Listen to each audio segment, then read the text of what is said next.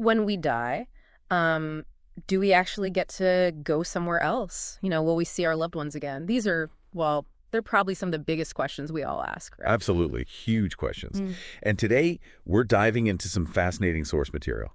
It comes from someone who claims they've spent uh, 8 full years trying to answer precisely that. 8 years. Wow. Yeah, and not just thinking about it, but through like direct communication, Hmm. documented communication with, well, whatever is beyond. Okay, so that's our mission then. Let's unpack this source. What's being claimed about, the soul, the afterlife, even the methods they're using? Exactly. We'll look at the insights, the tech involved, and also importantly, the potential risks that are mentioned. It's quite a journey. All right, let's get into it. The core claim first. What is it?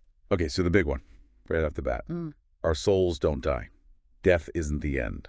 That's the central assertion. not the end. And it seems like a lot of people are interested in this idea. Oh, massively. The speaker talks about getting thousands of emails, 20,000 comments, over 3.5 million views on videos just over one weekend. Wow. That's incredible. Clearly tapping into something deep there. For sure. And the speaker's very confident. They say, I'm quoting here, "It's not my opinion. It comes from the spirit research and communication over the past 8 years that I have documented and recorded." Documented and recorded. Okay, so it's presented as evidence-based, not just belief. Right. What is this spirit research and communication then? How are they doing it? Right. So that leads us to something called instrumental transcommunication, or Yeah. ITC. ITC. Yeah. It's basically described as a fancy word for spirit communication or communicating with the dead. Gotcha. Communicating with the dead. And the speaker feels they've proven this works. They seem to. They emphasize everything's real, proven, tested. Apparently, they've even done it live, for strangers on radio, on TV. 5 demos. Okay. Yeah. So the focus now, they say, isn't really on proving it anymore, but more on, like, building that connection, trust, actual communication. Right. Building connection. That sounds intense. What does it take personally, according to them, to do this kind of work? Well, they list some specific qualities needed, things like persistence, dedication, kindness, empathy, and trust. So it's not just about flipping a switch on a machine, it's about the person doing it. Seems that way. Like your own mindset and your approach are just as important as any equipment you might use. Okay, dedication, empathy. But then the source really shifts gears, doesn't it? It sounds like this isn't just some interesting experiment. There are warnings. Key warnings. Yeah. And the speaker's very clear this is not work I recommend for everybody. Why not? What are the dangers? Well, they talk about encountering bad spirits, even downright nasty, evil spirits. Okay, that sounds concerning. It gets pretty serious. The speaker actually mentions personal experiences, like being hospitalized because of attacks from these spirits, especially in the first 5 or 6 years of doing this. Hospitalized. Wow. Okay, Yeah. that's more than just a little spooky. That's serious potential harm. Exactly. It really highlights that this isn't presented as a game or just, casual curiosity. Real risks involved. So beyond those extreme attacks, are there other negative effects people might run into if they're not careful?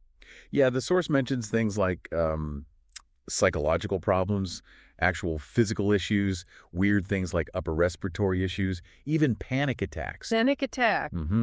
Especially if someone goes into it unprepared, or, crucially, if they're already afraid of ghosts or spirits. It implies you need to be pretty robust mentally and emotionally. Right. That makes sense. You'd need a strong foundation. So given these risks, what about the tools? You mentioned technology. Is there specific gear involved? There is. The source highlights one particular device, the Panasonic DR60. It's a digital recorder. A digital recorder, like one you'd use for notes. Sort of, but this one is apparently legendary worldwide for receiving EVP, electronic voice phenomenon. EVP, right, electronic voice phenomenon. That's where you get those faint voices on recording. Exactly. That's the idea. Yeah. And this specific recorder, the DR60, has this whole story around it. Oh, why is it legendary? Well, Panasonic actually stopped making it. They did. Why? Apparently because people were complaining about picking up voices other than their own. Seriously, people complain their recorder was picking up extra voices. That's the claim. So now you can only find it used places like eBay, and the price, Yeah. it's steep, like $1,200 to $2,000, sometimes more. The speaker paid $1,100 for theirs. $1,200 to $2,000 for an old digital recorder because it might pick up spirit voices. Wow. Yeah, it's become this sort of holy grail item in that community, partly because it's rare, partly because of that backstory. So how does it supposedly work? How does EVP happen on this device? You said it's not like a direct voice? Right. The idea is that spirits use the internal noise of the recorder itself, like the electronic static or hum inside the device, Okay. and they manipulate that noise to form words, which apparently why the voices often sound kind of garbly or, hard to make out clearly. It makes energy, presumably. Right, manipulating static. Okay, so let's imagine a session then. The speaker's there with this DR60. How does it start? Well, the speaker describes sensing spirits first, feeling them coming up from my left, like a physical presence. Okay, a feeling. Then what? Then they might talk to the recorder directly. Ask something like, do you enjoy speaking through this recorder? Just opening that channel. And do they, identify who's there? Sometimes, yeah. In one example, they sense two spirits, a male and then a younger female, maybe 18 to 20. They even get a name, Martha. Martha. Do they get more details about her? Surprisingly, yes. Described as a free spirit, someone who liked to dance, loved her parents, and has one brother. It's quite specific detail, isn't it? It really is, like a little snapshot of a person. Is it just about getting information or is something else happening? It seems like there's often a purpose beyond just chatting. The speaker talks about asking if any spirits there are, looking for heaven, maybe stuck, and wanting to cross over. Helping lost souls, essentially. That seems to be the goal sometimes. They ask, who's here looking for the white light? And they note a tick up on the recorder, like a response, when white light is mentioned. A tick up. Interesting. What happens next? Then the speaker might engage in prayer or visualization, asking for help, for angels maybe, to assist these souls.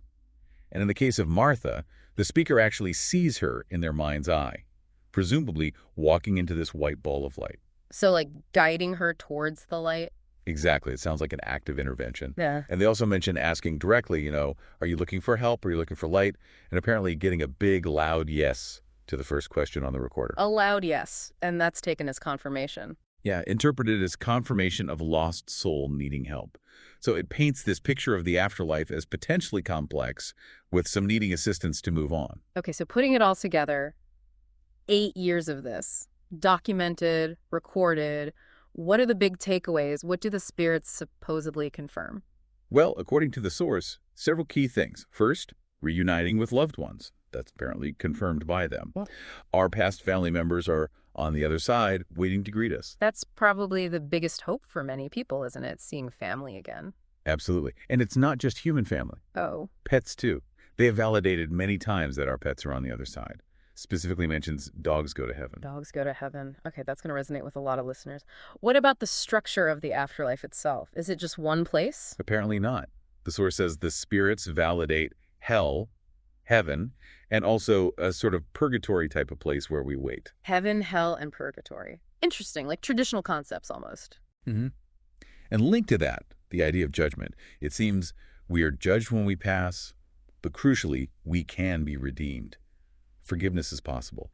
All of us can be forgiven and redeemed for our sins. Redemption. So there's judgment, but also a path to forgiveness. What does that imply about our purpose here in this life? Why are we here? The message from the spirits, reportedly, is that our souls are here to learn. It's a learning experience. And our job is to do the right things while we're here on this earth with this chance, this amazing gift of life. Learn and do the right things. A call to live meaningfully, basically. Seems like it, yeah. How has all this affected the practitioner personally? 8 years of this, facing risks, getting these messages. Has it changed them? Profoundly, it seems. The speaker says it has taken away my fear of death completely. Completely, after facing attacks and everything? Apparently so. They clarify, it's not that they want to die, but the fear of it is gone. Because in their experience, death is not the end. That's a massive shift in perspective. What about their overall beliefs? Are they religious now? Interestingly, no. They explicitly say not religious, but they do say they've accepted God into my heart and soul, believes in a God, the power of the universe, and fundamentally, all things love. Love is the key. That's the central message they come back to. Yeah. Love is the key. Love is the key to the afterlife and this life. And how does that translate into how they view others? They make a point of saying, I judge no one. And they seem to praise anyone trying to improve themselves or find the light. It sounds like a very accepting, love-focused philosophy born from these experiences. Right. Acceptance and love. Okay, so recapping this whole deep dive, we've covered claims about the soul surviving death, confirmation of seeing loved ones again, including pets, and this structure of heaven, hell, purgatory. Yeah, and the technology used, the risks involved, the personal transformation, Yeah. it's a lot. The core message seems to be about learning, redemption, and ultimately, love being central to everything. It really makes you think, doesn't it? The idea that maybe the fear of death isn't necessary, that love connects everything. It's profound stuff. Definitely. And it leaves us with a thought, maybe for you listening. If this source is onto something, if our souls are here mainly to learn, and if redemption is always on the table, how might that change how we look at our own choices or actions right here, right now?